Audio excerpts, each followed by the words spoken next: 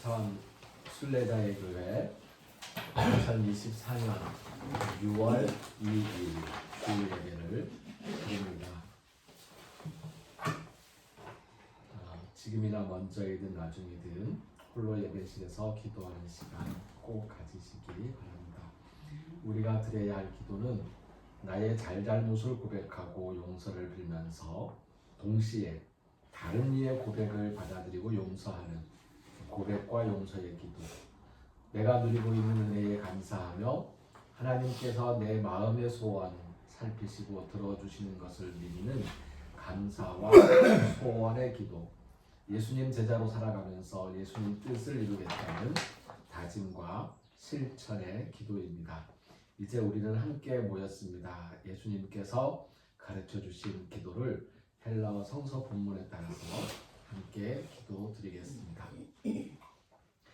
파테르몬 호엔 도이스 우라노이스 하디아스페토 토 오노마수 엘세토 해 바실레야수 게네세토 소 셀레마수 호스엔 우라노 카이에피에스 톤 아르톤 헤몬 톤 에피우시온 도스 헤민 세메온 카이 아페스 헤민 타 오펠 레바타 헤몬 호스카이 헤메이스 아페카멘 토이스 오펠 레타이스 헤몬 카이네 에이스 에넨케스 헤마스 에이스 페라스몬 알라비사이 아포투 보네루 포티스 에스틴 헬 바실레야 카이에 디나미스 카이에 독사 에이스 투스 아이오나스. 아멘. 성서의 말씀 마가복음 2장 13절에서 17절까지의 말씀입니다.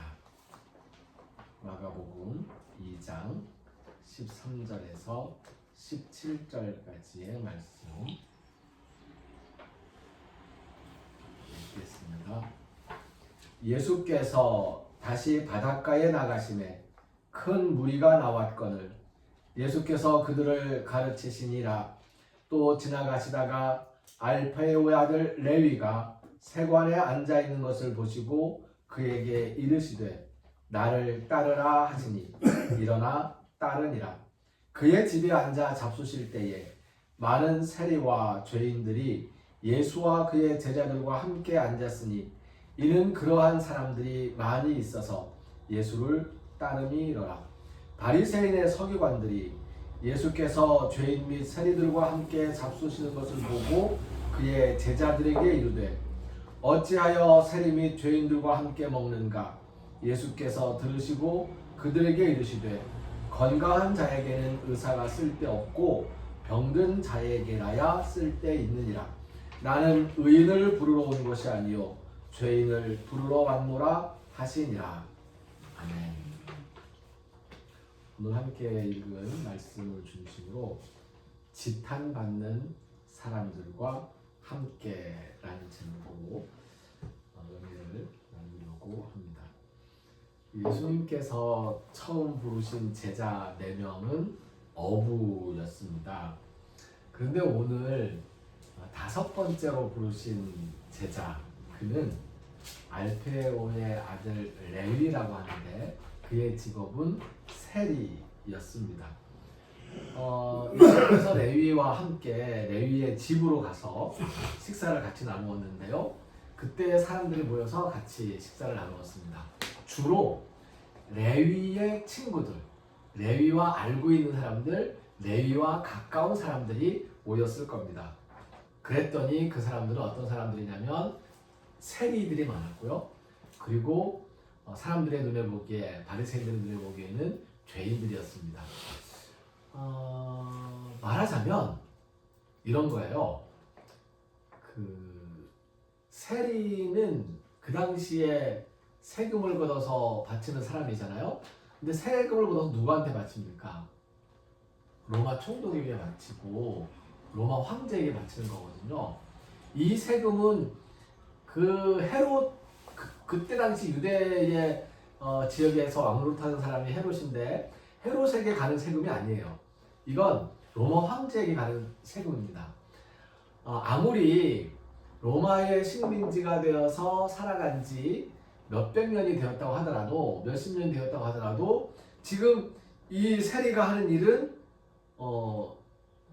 애국자들의 눈에 보이면은 요건 이제 매국과 같은 일이 될 수 있고요. 또 한 가지, 우리 제주도에서도요, 세리를 그 당시에 조선시대에는 뭐라고 불렀냐면 봉쇄관이라고 불렀습니다. 봉쇄관은 세금을 걷어서 이제 임금님께로 보내는 사람이거든요. 근데 이 봉쇄관들은 지방 관리하고 연결되지 않습니다. 지방 관리의 감독을 받지를 않아요. 그러니까 제주목에 목사가 있고, 제주목의 목사가 요즘 말하면 도지사죠. 그 도지사가 세금을 걷는 것이 아니고, 도지사가 걷는 세금은 따로 있고, 그 자기가 쓸 만큼 뭐 이제 녹을 받는 사람이니까 그렇게 하겠지만, 도지사한테 들어오는 건 그건 세금이 아니고 그건 이제 뇌물이고. 그러면 봉쇄관들은 세금을 직접 걷어서 그거를 세곡선으로 해가지고 바로 한양으로 올라갑니다.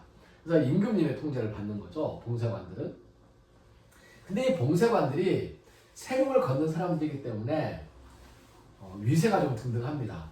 그리고 사람들은 봉쇄관들을 다 미워해요. 그래서 그 봉쇄관들이 봉쇄관 일을 보는 사람들 중에서 어떤 사람이 한 사람의 부인인지 첩인지 모르지만 하여튼 같이 사는 이 여자가 있었는데, 그 사람이 예쁘다고 해서 그 사람을 잡아다가 보쌈해가지고는 자기 부인을 삼아버린 거예요. 자기가 데려가서 같이 사는 거죠. 그래서 이것 때문에 그런 짓은 나쁜 짓이다 그래가지고 지방 관아에서 관리들이 가서 이제 포졸들이 가가지고 그 사람을 잡아가지고 옥에 가둡니다. 그 정도로 봉쇄관이 자기 멋대로 하는 사람이에요. 근데 이 봉쇄관이 내가 그래도 임금님 명령으로 세금 걷는 사람인데 내 말을 믿고 나에게 내 수하를 그렇게 했단 말이야? 라고 하면서 해도, 일단 지방 관리들하고는 일단 이게 서로 이렇게 간섭을 못하니까 어찌하지 못하고 있는데, 그 당시에 이 봉쇄관들이 임금님의 친서를 가지고 직접 제주도에 내려와 있는 천주교 신부님들하고 만나가지고, 신부님들이 이제 지방 관리한테 보일 때 마치 마패처럼 고종 황제가 써준 거죠. 나를 대하듯 하라, 여하대. 임금님이 글을 써줬어요. 나를 대하듯이 이 사람을 대하시오. 그걸 본 제주 목사가 임금님 대하듯 대해야 되는 거잖아요. 위세가 지금 쟁쟁한 거예요, 이 천주교 선교사가. 그러니 선교사가 그러는 거 보고, 나도 임금님 명을 직접 받아서 수행하는 사람이라고, 그러면서 봉쇄관이 신부한테 접근하고, 신부가 봉쇄관을 만나서 전도하게 되고, 나도 천주교인 될 테니까 우리 서로 잘 협조합시다. 그래가지고는 있는 마당이었거든요. 그래서 이 봉쇄관들과 봉쇄관들이 부리는 그 사람들이 거의 전부 다 천주교인들이 됐어요. 근데 이 천주교인들이 우리가 일을 시키고 우리하고 같이 있는 어떤 사람이 잘못한 것은 맞는 것 같지만, 그렇다고 그 사람을 잡아다가 옥에 가두어?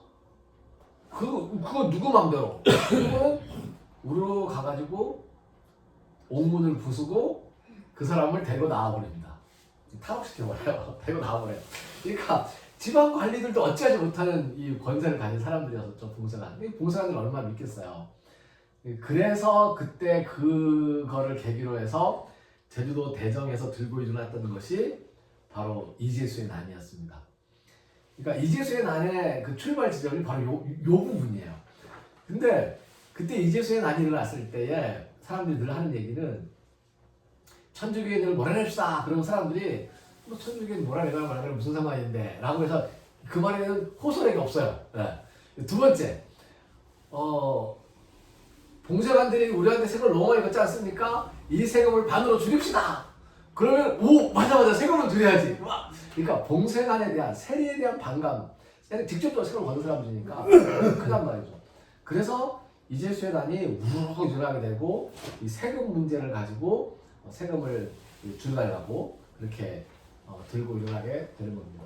세금 걷는 사람들에 대해서는 사람들이 다 예전에 손가락질을 많이 했었죠. 지금은 좀 다르죠. 이 세금을 걷고 이 세금이 잘 쓰여질 거라고 어떤 제도적인 장치가 되어 있다고 우리가 믿기 때문에, 그럼에도 불구하고 어떤 사람들한테는 세금을 덜 받고 이제 가난한 사람들은 세금을 꼬박꼬박 다 받아가고 그러니까 좀 이제 기분 나쁜 건 있지만, 그래도 어떻게 하면 세금을 좀 안 내볼까 하는 게 우리 모두가 갖고 있는 소망이기도 합니다.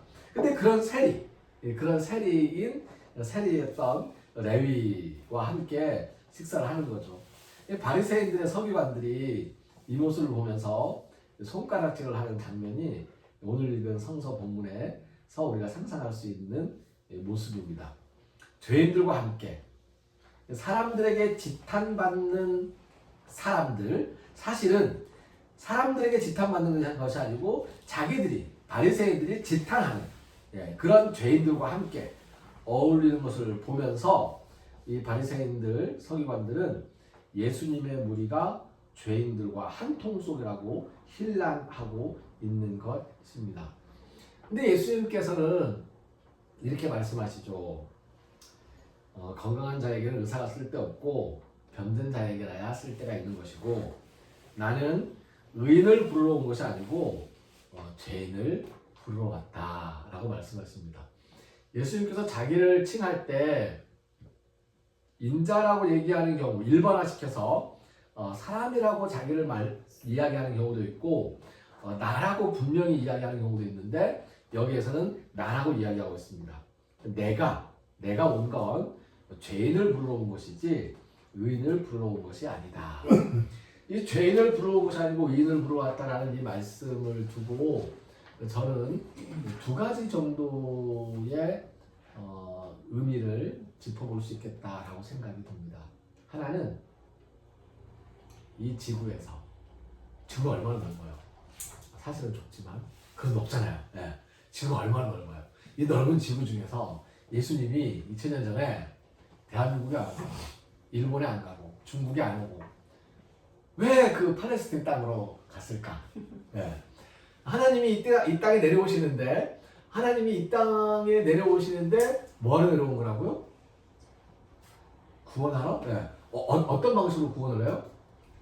죄값을 치르러 오시는 거잖아요, 지금. 죄값을.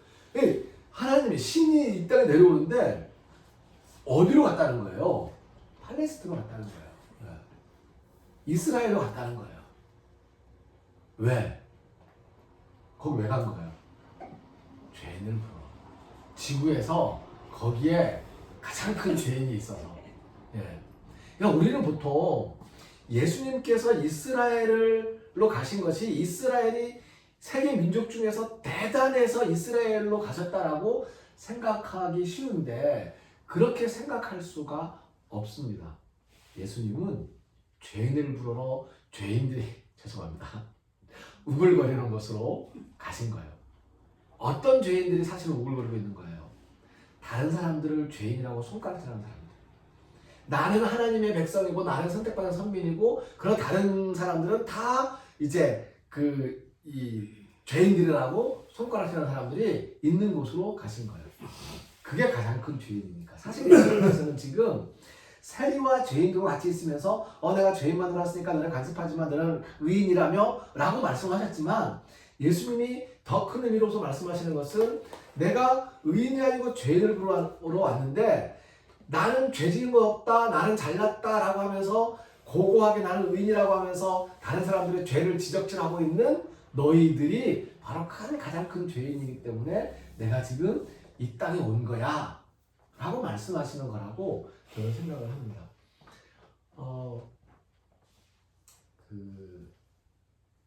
어제 학술대회가 있었는데요. 이슬람 학회에서 하는 학술대회인데, 명지대학교에 있는 어느 연구소하고 한국외국어대학교에 있는 중동연구소하고 그리고 이제 저희하고 세 팀이 같이 공동으로 학술대회를 했어요. 저도 거기서 발표를 했습니다.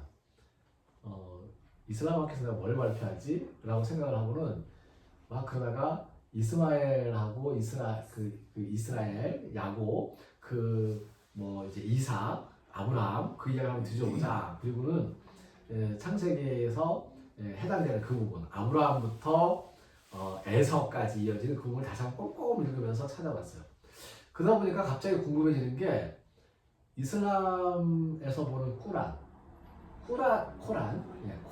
꾸란이라고 보통 얘기하거든요. 이 꾸란에는 이 아브라함부터 요 뒤에 이야기들이 어떻게 기록되어 있는지 보고 싶었어요. 꾸란을 찾아서 이슬람들이 보는 그 꾸란을 제가 읽어봤습니다. 보니까 막 찾아서 막 읽어봤더니 아브라함이 이렇게 기도하는 게 기록되어 있어요.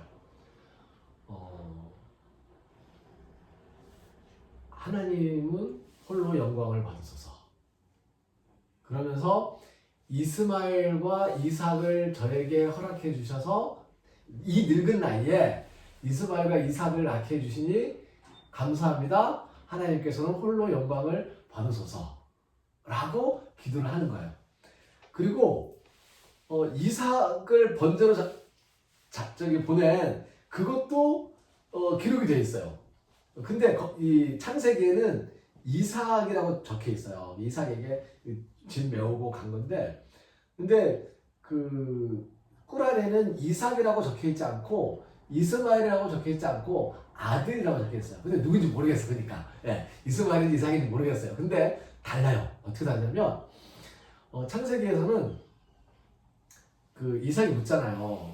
아버지 제사 드려야 한다는데 나무는 불살릴 나무는 제가 이제 지고 가고 있고 불쏘시개 아버지가 들고 가고 있고 뭐 잡을 칼도 있고 근데 양이 없는데요? 양도 데리고 가야 양자가 바칠 거 아니에요? 라고 할 때에 아브라함이 거짓말을 하거든요. 아들한테. 왜냐하면 지금 아브라함은 자기 아들을 하나님께 바칠 거라는 것을 아들을 죽일 거라는 것을 아들한테 말을 못하고 있는 거야. 그리고는 하나님이 준비해 주실 거야 라고 거짓말을 하고는 가요.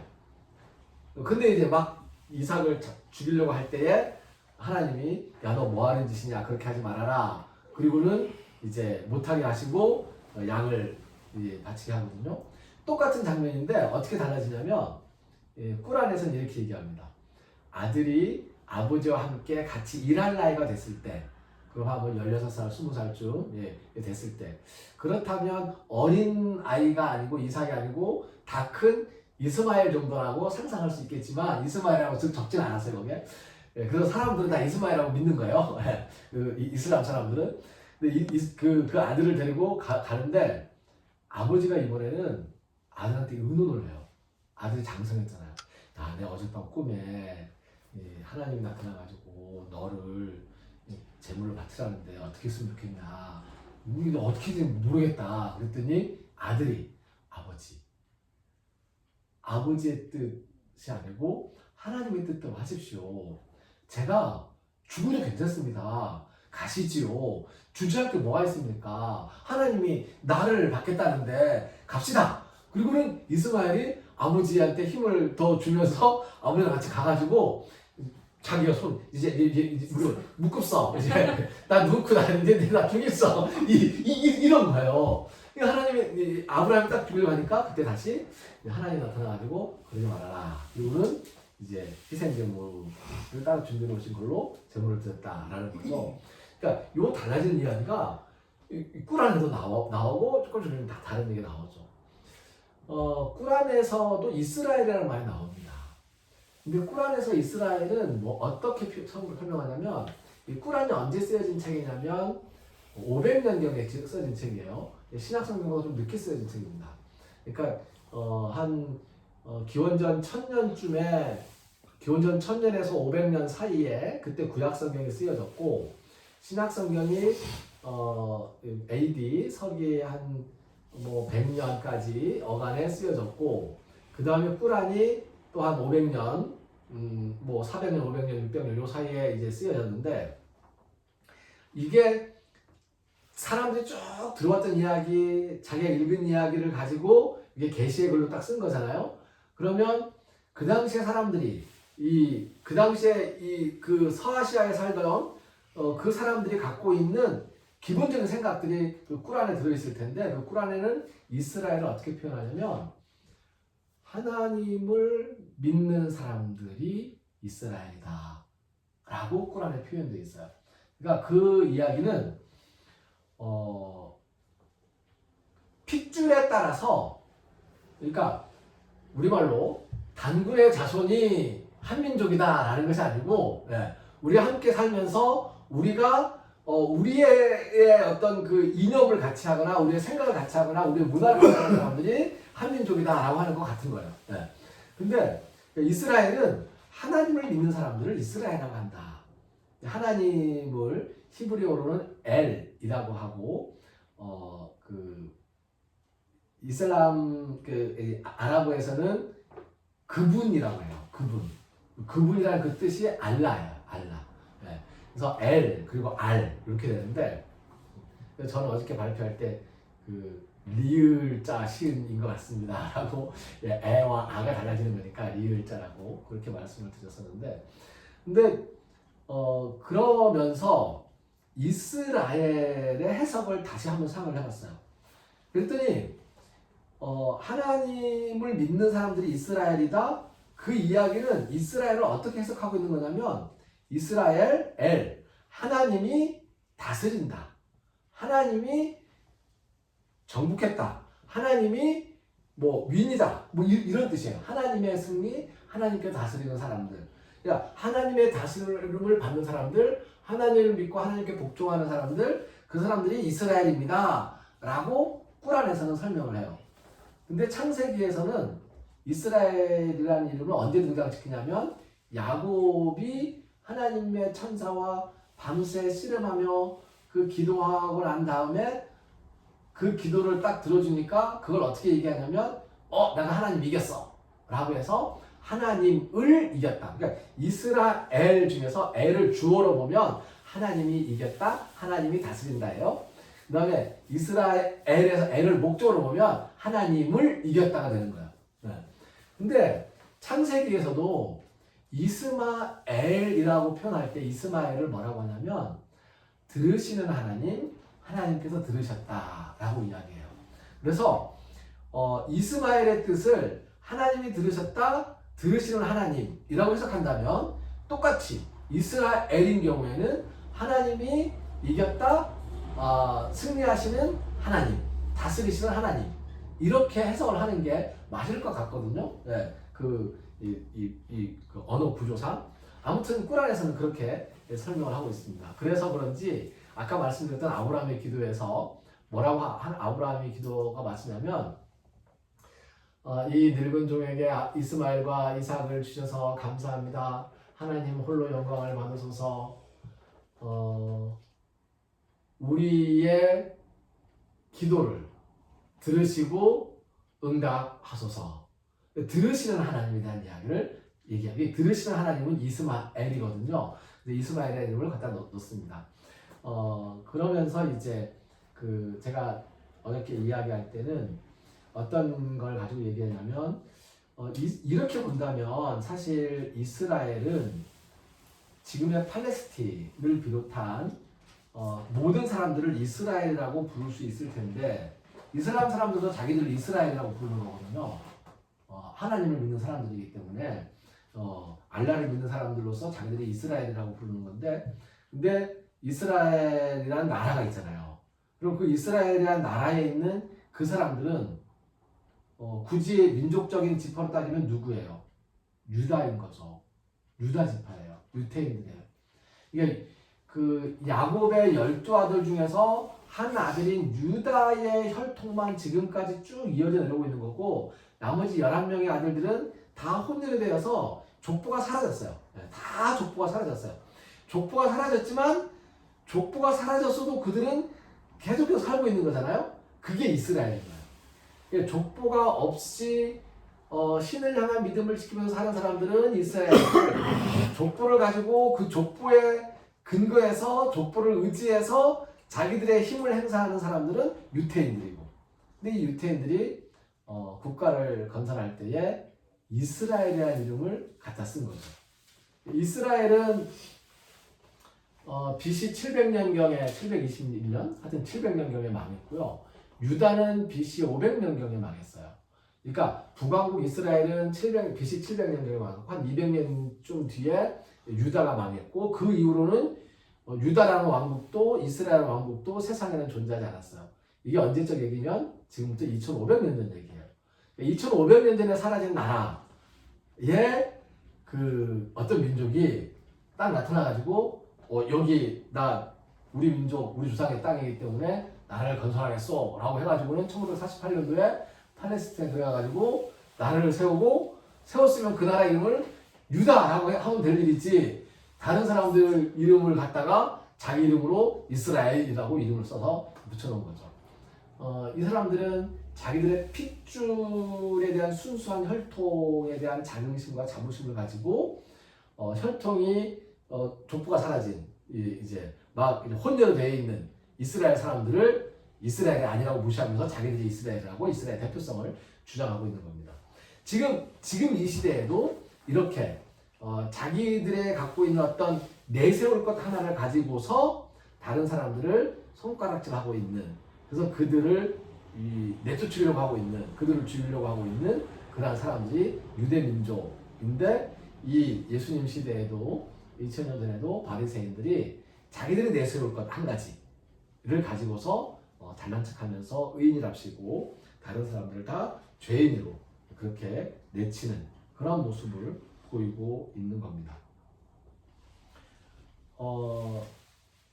예수님께서 이 죄인을 부르러 왔다라는 이 말씀에 대해서 그 두 가지 의미를 생각해 보겠다고 말씀을 드렸는데요. 그 중에 하나가 조금 전에 말씀드렸던 이 유태인들이 선민 의식으로 자신들만 의인이고 다른 사람들을 죄인 취급하셨던 바로 그러한 것에 대해서 비유로 말씀하신 것이다 라는 것과요. 또 한 가지 예수님께서는 스스로 의인을 자처하는 사람들이 아니라 잘난 척하는 그런 사람들이 지탄하는 사람들 그 사람들의 지탄을 받으면서 사람들을 손가락질 할 때에 자신의 부끄러움을 느끼고 있는 사람들 그 사람들을 찾아가시고 제자를 부르시고 함께 앉아서 식사를 나누신다는 것입니다. 그래서 오늘 말씀 중에서는 이제 우리가 편견을 가지지 말고 사람들과 이제 식사를 같이 나누는 나 저런 사람들하고는 같이 혼상에서 밥을 못 먹죠 라고 하는 게 아니고 네. 네. 혼상에서 밥을 같이 먹을 수 있는 네. 그런 이제 그런 사람들로 우리가 살아가면 그 김미경 목사가 지금 목회하고 있는 설교교회 개척하고 있는 설교교회에서 아마 설립 예배를 곧 드릴 것 같은데요. 설교교회에서 지금 하고 있는 일이 드렸나? 안 드렸던 것 같죠? 네. 그 설교교회에서 화요일 날인가? 예. 그 식사 대접을 하고 있어요. 그러니까 거기가 어디냐면 북초등학교 동쪽편, 그러니까 탑동 바로 앞쪽에 있는데 거기에서 동문통까지 하여튼 그 조항로 아래쪽하고 조항로 그 밑으로 거기 이제 좀 노숙자로 많고 어르신들 많아가지고 그분들을 모시다가 식사 대접을 해요. 네. 그래서 누구는 쌀을 내고 누구는 고기도 좀 내시고 그러면서 이제 식사를 대접하는데 사람들이 점점 많이 온대요. 그러니까 뭐 어떤 분들은 옷을 며칠 동안 씻지도 못하고 오시기도 하고 그런 분들 이제 교회 안에 불러가지고 교회에서 식사 대접하고 교회 나라만 하지 않고 그냥 밥만 먹여 보내는 거예요. 네. 점점 사람들이 많이 모이고 있고 밥 먹고 가고 있고 그 중에 한 분인가 두 분이 교회를 가기 시작한대요. 네, 그 중에 근데 그 중에 한 분이 최근에 얼마 전에 그 임대주택이 배정이 됐대요. 그래서 이제 잠잘 거 생긴 거예요. 이사를 가셨대. 근데 그래서 갔어요. 그 양반은 어떻게 살고 있냐면 이제 국가에서 이제 집을 마련해 줬잖아요. 예. 그래서 거기서 이제 가서 잠을 자면 아침에 일어나서 어딜 가냐면 그 동문통 거기 산지 산지. 예, 그 광장에 가는 거예요. 가서 거기 자기 친구들 다 있잖아요. 같이 몇 년 동안 이 도숙하던 친구들 그 친구들하고 같이 앉아서 하루 종일 있다가 밤새서 잠잘 때 되면 집에 가서 잠자고 그러니까 집을 줘서 도숙자생활을 하고 있는 거죠. 이게 삶의 지금 자기 패턴이기 때문에 예, 그런 모습을 보고 이제 그래서 이번에 아버지 그 짐 정리하면서 옷들 뭐 꽤 많더라고요. 그래서 아버지 옷을 거기 가서 한번 옷을 갈아입혀 드리고 싶다고 얘기를 하더라고요. 아버지 몸 맞을 건가? 그 거의 105 아니면 110인데 나 같은 사람 입지 못하는데 그랬더니 뭐 맞을 분들도 맞고 또 그러다가 바꿔 입기도 하고 그럴 수 있게 좀 해보겠다고 해서 그렇게 하라고 얘기를 했습니다. 그러니까 김유경 목사가 그 일을 제주도에서 거의 처음 지금 교회 내에서는 시작을 한 건데 그것도 편견 없이 함께 앉아서 식사를 할 수 있는. 네. 근데요, 이게 편견은 없을 수 있는데 인간의 성격상 저 같은 사람이 저 굉장히 보기답지 않게 쑥스러움이 많고요. 낯가림이 심하고 숫기가 없는 사람입니다. 말을 잘 못하고 사람을 처음 만나는 거 잘 못해요. 그래도 제가 지난 한 50년 동안 초등학교 때부터 사람들한테 다가서 막 얘기하려고 막 엄청나게 노력을 했어요. 예, 엄청나게 노력을 했어요. 성격을 바꿔보려고 하는 건 아니고 위장한 거죠. 가면을 쓰고라도 쑥스럽지만 이제 막 가서 쑥스러움도 극복을 할 수 있었으면 좋겠고요. 그게 가장 더 어려운 것 같아요. 편견보다 그게 더 어려운 것 같아요. 그래서 함께 식사 나누고 함께 이제 자리 같이 하고 하는 일들을 조금씩 많은 사람들과 나눌 수 있으면 좋겠습니다. 교회 처음에 여기에 문을 이렇게 열어놓는다고 얘기했을 때 어떤 목사님들이 동네에 좀 이제 그 아이들 젊은 애들 들어와서 여기서 그냥 보는 사람 없다고 모여서 술 먹고 막 그럼 어떻게 하느냐라고 하는 염려를 하시는 분들 계시더라고요. 막 속고문이 그러네? 라고 생각이 들었지만 그래도 여기 와서 술 먹으면서 나쁜 짓 안 하겠지 나는 적당히 마시겠지 라는 생각 정도도 이제 들게 되고 누구든지 여기에 이제 어떤 분들은 자기 밤새 술 마시다가 새벽 3시쯤 돼가지고 교회가 보이면 가고 싶은데 술 냄새 풍기니까 못 가는 분들도 있어요. 하지만 그런 분들도 편안하게 오실 수 있고 들어올 수 있는 그런 교회 그런 사람들과도 여행 나눌 수 있는 새벽에 길 가다가 술 취해서 쓰러져 있고 막 들고 왔다 갔다 하다 보면 좀 약간 무서운 마음도 있고 해가지고 말을 잘 못 끝내고 그러잖아요. 그래도 기왕이면 말도 좀 왜냐하면 술 취해서 비틀거리고 좀 되면요 나한테 해코지 못할 사람이에요. 힘이 없어가지고 내가 혹시나 나를 때리려고 하면 내가 딱 막을 수 있는 사람들이니까 그런 사람들한테도 가서 이제 이야기를 나눌 수 있는 그런 의의가 되면 좋겠습니다. 기도드리겠습니다.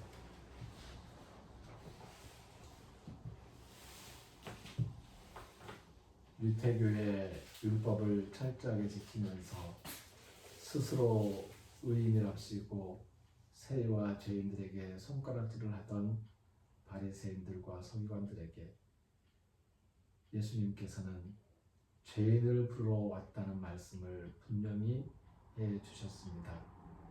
편견 없이 모두와 어울려서 식사를 나눌 수 있는 예수님의 모습에서 우리가 편견 없이 사람들을 대하고 함께 음식을 나누고 함께 이야기를 나눌 수 있는 그러한 삶의 실천을 할 수 있도록 지혜와 용기를 더하여 주시옵소서.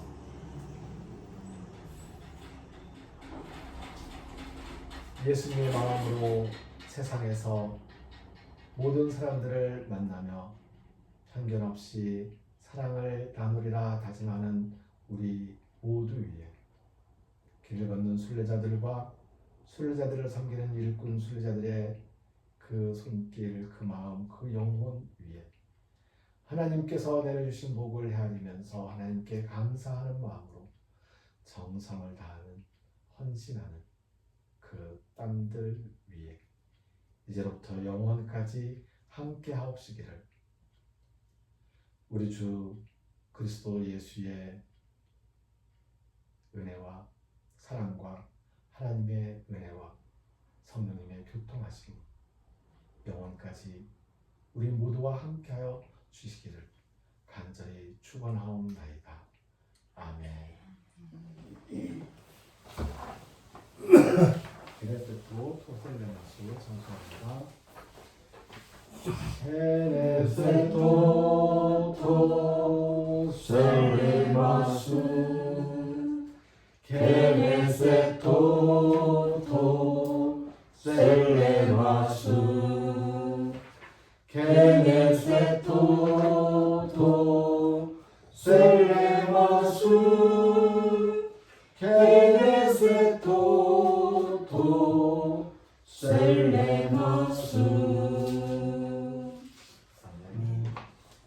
5월과 6월은 우리 교회 설립을 위해서 기도하던 달이었습니다. 7월 17일은 우리 교회 설립 2주년입니다.